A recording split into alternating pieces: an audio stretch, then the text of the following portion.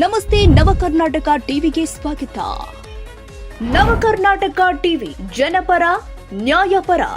ನೀವಿನ್ನ ನಮ್ಮ channel subscribe ಮಾಡಿಲ್ಲ ಅಂದ್ರೆ ಈ ಕೂಡಲೇ ಲೈಕ್ ಮಾಡಿ, ಶೇರ್ ಮಾಡಿ, ಸಬ್ಸ್ಕ್ರೈಬ್ ಮಾಡಿ, ತಪ್ಪದೆ ಬೆಲ್ ಐಕಾನ್ ಕ್ಲಿಕ್ ಮಾಡಿ.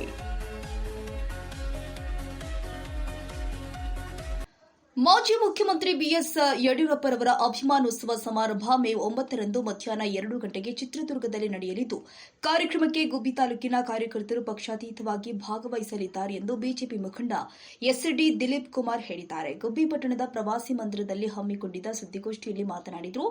ಬಿಎಸ್ ಯಡಿಯೂರಪ್ಪರವರ 50ನೇ ವರ್ಷದ ಸಾಧನಾ ಸಮಾವೇಶ ಕಾರ್ಯಕ್ರಮಕ್ಕೆ ಗುಬ್ಬಿ ತಾಲೂಕಿನಿಂದ ಸುಮಾರು 100 ಬಸ್ ಮತ್ತು 10,000ಕ್ಕೂ ಹೆಚ್ಚು ಕಾರ್ಯಕರ್ತರು ಭಾಗವಹಿಸಲಿದ್ದಾರೆ.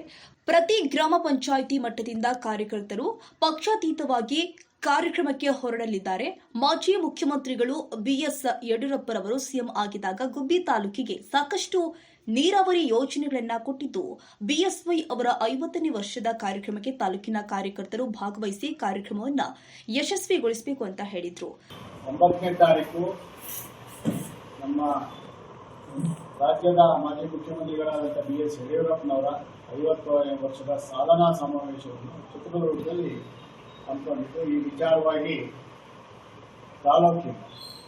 ತಾಲೂಕಿಂದ ಸುಮಾರು 100 ಬಸ್ಗಳು ಹೊರಟಿವೆ.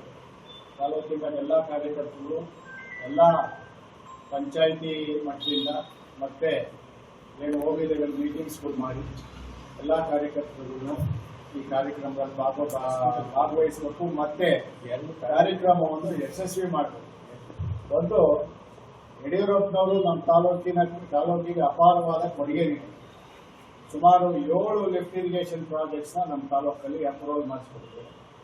ಈ ಲಿಫ್ಟ್ ಇರಿಗೇಷನ್ ಪ್ರಾಜೆಕ್ಟಲ್ಲಿ ಸುಮಾರು 4 ಹೋಬಳಿಲಿ 38 ಕೆರೆ ನೀರು ತುಂಬಿಸೋ ಕೆಲಸಗಳು ಆಗ್ತಾ ಇದ್ದಾವೆ. ಇನ್ನು ಬಿಕ್ಕೆಗುಡ್ಡ ಭಾಗ ಮತ್ತು ಅಂಗನವಾಡಿ ಭಾಗ ಇನ್ನೂ ಕೆಲಸ ನಡೀತಾ ಇದೆ. ಇದರಿಂದ ಸುಮಾರು 118 ಹಳ್ಳಿಗೆ ಅನುಕೂಲ ಆಗ್ತಿತ್ತು. ಮತ್ತೆ ಈ ಕಾಮಗಾರಿ ಮಂಜೂರು ಮಾಡೋ ಟೈಮ್ನಲ್ಲಿ ಅವ್ರು ಹಿಡಿದಿದ್ದು ಏನು ನಾನು ಮಾತು ಕೊಟ್ಟಿದ್ದೀನಿ, ಈ ಕೆಲಸ ಆಗಲೇಬೇಕು, ಅಪ್ರೂವಲ್ ಆಗಲೇಬೇಕು ಅಂತ ಅಂದಿನ ನೀರಾವರಿ ಸಚಿವರಾದಂಥ ಎಸ್.ಆರ್.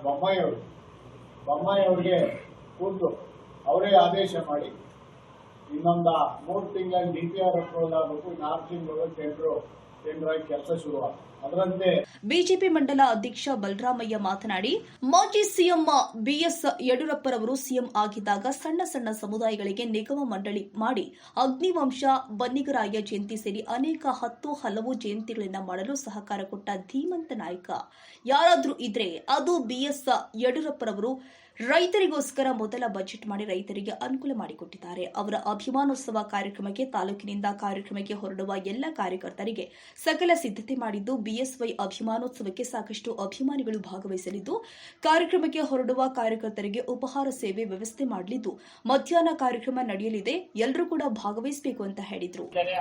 ಎಲ್ಲ ಸಮಾಜದವರು, ಎಲ್ಲ ಕಾರ್ಯಕರ್ತ ಬಂಧುಗಳು ಎಲ್ಲ ಹೆಚ್ಚಿನ ಸಂಖ್ಯೆಯಲ್ಲಿ ಬಂದು ಅದೊಂದು ಕಾರ್ಯಕ್ರಮ ಯಶಸ್ವಿ ಮಾಡ್ಕೊಡ್ಬೇಕು ಅಂತ ಕೇಳ್ಕೊಂತೀನಿ.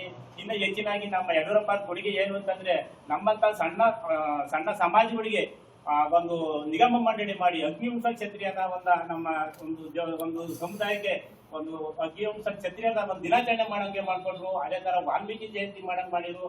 ಇನ್ನು ಹಲವಾರು ಕಾರ್ಯಕ್ರಮ ಸಣ್ಣ ಸಮಾಜಗಳಿಗೆ ಹಲವಾರು ಕಾರ್ಯಕ್ರಮ ಮಾಡ್ಕೊಂಡಂತ ಯಾರ ಧೀಮಂತ ನಾಯಕ ಅಂದ್ರೆ ಅದು ಬಿಎಸ್ ಯಡಿಯೂರಪ್ಪನವರು. ಅವರು ಇವತ್ತು ರೈತಾಪಿ ಮೊದಲನೇ ಬಜೆಟ್ ಘೋಷಣೆ ಮಾಡಿದ್ದು, ಮೊದಲನೇ ಬಜೆಟ್ ರೈತರಿಗೋಸ್ಕರ ಬಜೆಟ್ ಘೋಷಣೆ ಮಾಡಿದ್ರು. ಇನ್ನು ಹಲವಾರು ಕಾರ್ಯಕ್ರಮಗಳು, ಹೆಣ್ಮಕ್ಳಿಗೆ ಸೈಕಲ್ ಇರ್ಬೋದು, ಇಲ್ವಾ ವೇತನ ಇರ್ಬೋದು, ಇನ್ನು ಹಲವಾರು ಕಾರ್ಯಕ್ರಮಗಳನ್ನ ಕೊಟ್ಟಂತ ಏಕೈಕ ಮುಖ್ಯಮಂತ್ರಿ ಅಂದ್ರೆ ಅದು ಯಡಿಯೂರಪ್ಪನವರು. ಅವರು ಎಲ್ಲೇನೆ ಇವತ್ತೇನ ನಾವು ಮುಖ್ಯಮಂತ್ರಿ ಸೀಟ್ ಕುತ್ಕೊಂಡು ರಾಜ್ಯದಲ್ಲಿ ತುಂಬಾ ಮಳೆಗಾಲ ಆಗುತ್ತೆ. ಇನ್ ಯಾರೇ ಕುತ್ಕೊಂಡು ದರಿದ್ರ ನಮ್ಮ ಯಡಿಯೂರಪ್ಪನವ್ರ ಶಕ್ತಿ ಅಂದ್ರೆ ಒಂದು ಶಿವನ ಆಶೀರ್ವಾದ, ವಿಮುಕ್ತಿ ಆಶೀರ್ವಾದ ಇದ್ದಂಗೆ ಅಂತ ಒಂದು ಯಡಿಯೂರಪ್ಪನವರ ಒಂದು ಕೊಡುಗೆ.